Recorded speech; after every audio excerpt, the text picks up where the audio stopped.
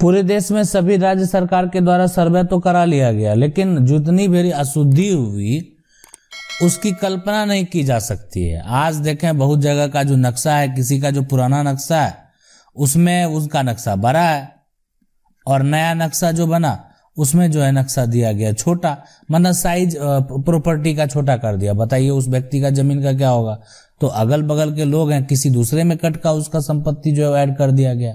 तो एक तरह से क्या उत्पन्न हुआ, एक झंझट उत्पन्न हुआ, एक तरह से परिवार में विवाद, पड़ोसी में विवाद उत्पन्न हुआ। तो ऐसा नहीं है कि इसका सुधार नहीं है, बिल्कुल सुधार है, सुधार करने का नियम है। आप चाहेंगे तो इसका सुधार करवा सकते हैं, लेकिन नहीं चाहेंगे तो कैसे सुधार करवाएंगे। तो क्या है सुधार प्रक्रिया, वो हमको बता देते हैं। देखिए, अगर आपका मान लेते हैं नया और पुराना, नया है और पुराना है ना, नक्शा का अगर डिफरेंस है तो आप जिला अधिकारी या प्रयास करें सिविल न्यायालय से ही डिग्री ले लें, ठीक है। तो नया या पुराना, या यहां से भी कर सकते हैं, नया और पुराना के आधार पे आप जो है, यानी आपका अगर मैप में गड़बड़ी है तो उसकी सुधार के लिए जो है आप वहां पे याचिका दायर कर सकते हैं और उसका सुधार करवा सकते हैं।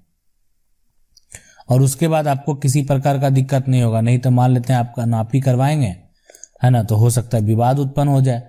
अब यहाँ पे देखें कि सवाल जो है वैसा ही है कि सर मेरी जमीन नापने पर पूरी है लेकिन नक्शा छोटा बना हुआ है, तो नक्शे को सुधार कैसे कराएं। तो देखिए, नक्शे को सुधार कराने के लिए सिविल न्यायालय जाइए, सिविल न्यायालय में केस फाइल कीजिए और नक्शा का जो सुधार कराएंगे ना, तो उससे जो कोई पुराना नक्शा है जिससे वो नक्शा बना होगा, ठीक है, उससे पहले का कोई भी किसी प्रकार का नक्शा है, उस नक्शे को आपको लाना पड़ेगा, ठीक है।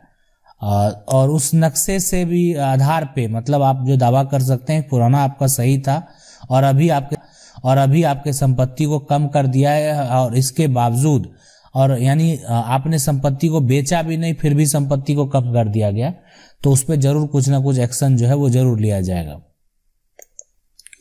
सवाल है कि अगर बीबी के नाम पर जो है अपनी खरीद की डीड है और उसका पति कोई दूसरा शादी करता है, उस जमीन पर कब्जा जो है करके बीबी को भगा देता है ना, तो उसे कैसे खाली जो है कराया जाए। बीबी ने खुद अपने पैसे से जमीन खरीदी है।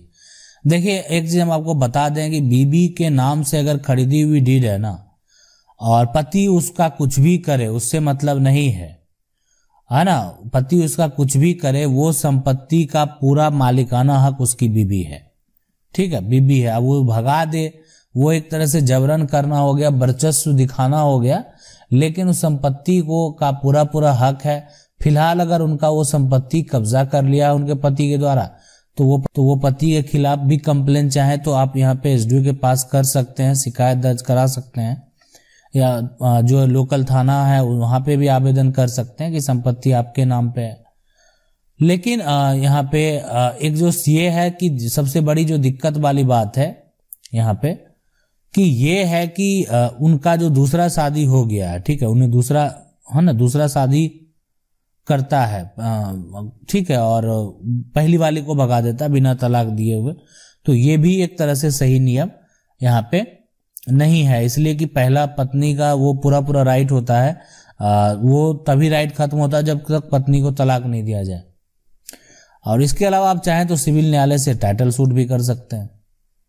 सवाल है कि रिप्लाई में सर, अगर जो है यहाँ पे पुरखों की जमीन है और उनके बेटे यहाँ पे 4 जो है वो पंच बेटे हैं, जिसमें 4-5 बेटे हैं, जिसमें जो है एक बेटा दूसरे का हिस्सा अपने बहू के नाम से लिख देता है, तो क्या उसका जमीन हो जाएगा? बाद में वही जमीन दूसरा बेटा अपने नाम से लिख देता है, तो अपने दूसरे बेटे को क्या उसका भी हो जाएगा? देखिए, संपत्ति अगर एक तरह से पुरखों के नाम पे है, जमीन जो दर्ज है ना, वो उसका नाम जो है एक तरह से ऐसा जैसे कि 4-5 बेटे हैं, ठीक है, 4-5 बेटे हैं, लेकिन संपत्ति जो है इन्हीं के नाम पे है, तो इनके बेटे उस संपत्ति को बेच रहे हैं।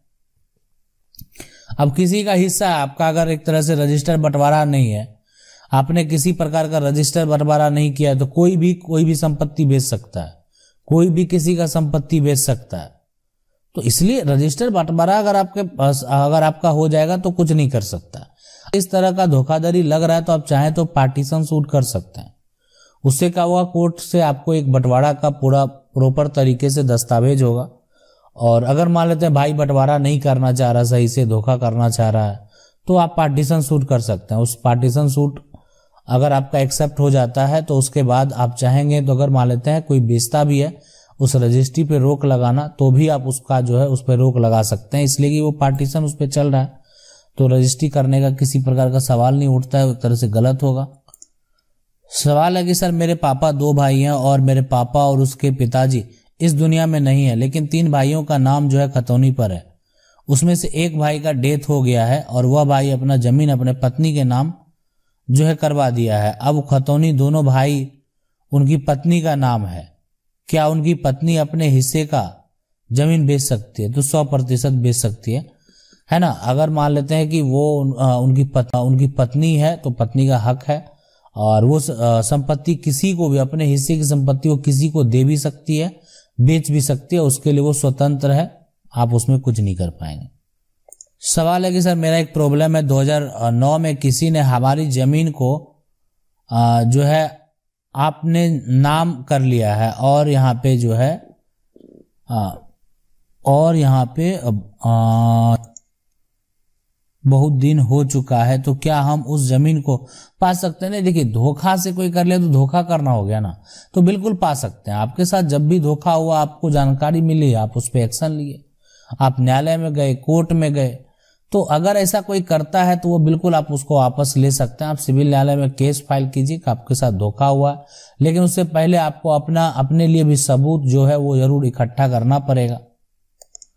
सवाल है कि मलिक गैर मजरूआ जमीन है और उसके नाम पर जमाबंदी है, रसीद भी कट रहा है, तो जमीन का दाखिल खारिज पर जो है सीओ रोक लगा सकते हैं। देखिए अगर सबसे पहले डिपेंड करता है कि जो आपने जमीन गैर मजरूआ खरीदा है, क्या उसका बेचने का अधिकार उस व्यक्ति को है जिसको वो जमाबंदी कर दिया गया है। अगर उसको बेचने का अधिकार नहीं है ना उस संपत्ति का, तो सीओ फिर आप ठीक है आप खरीद लीजिए, आपको भी एक तरह से दाखिल खारिज आपका एक तरह से रिजेक्ट अगर कर रहा है तो आप एक बार उनसे बात कर सकते हैं। नई बात अगर वो करने को तैयार हैं, आप जो अनुमंडल स्तर पे राजस्व के अधिकारी हैं वहां पे भी आप आवेदन कर सकते हैं और अपना समस्या बता सकते हैं कि आपका दाखिल खारिज नहीं हुआ, और आपका भी रीजन पूरा जानने का अधिकार है कि किस जमीन पे सरकार के द्वारा, क्या इस जमीन पे सरकार के द्वारा रोक लगा हुआ है, तो पूरा आपको वो चीज जानने का भी अधिकार है। अगला सवाल है कि सर मेरे मामा नहीं है और मेरा नाना ने मौसी के खरीदी जमीन जो है लिख दिया है ना, क्या हो सकता है? ये अभी 5 दिन हुआ है सर।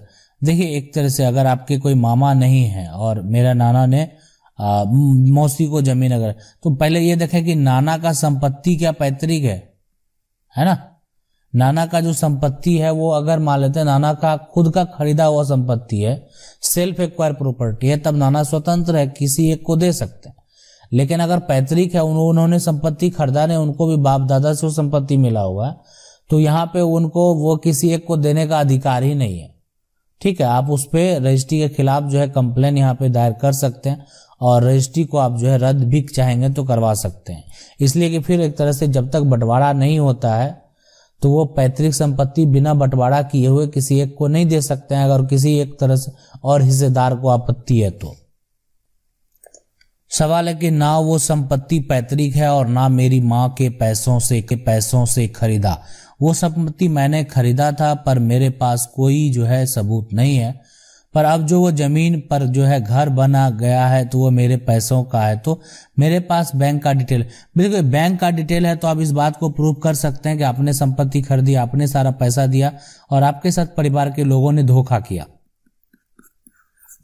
तो इसलिए किसी प्रकार का दिक्कत नहीं होगा। देखिए अगर आपका एक सबसे बड़ा प्रूफ क्या है कि आपने कमाया, आपने वो पैसा दिया, ये अगर मान लेते हैं आपने पैसा दिया लेकिन पैसा का डिटेल आपके पास नहीं है कि पैसा आपने कैसे दिया, पैसा आपने कैसे लाया, वो अगर आपके पास प्रूफ है ना, और देने का भी प्रूफ है कि आपने कमाया पैसा और आपके वो अकाउंट में पैसे हैं और उससे आपने पैसा दिया, तो आपको किसी प्रकार का दिक्कत नहीं होगा। लेकिन अगर ऐसा आपने नहीं किया ना तो आपको दिक्कत का सामना करना पड़ सकता है।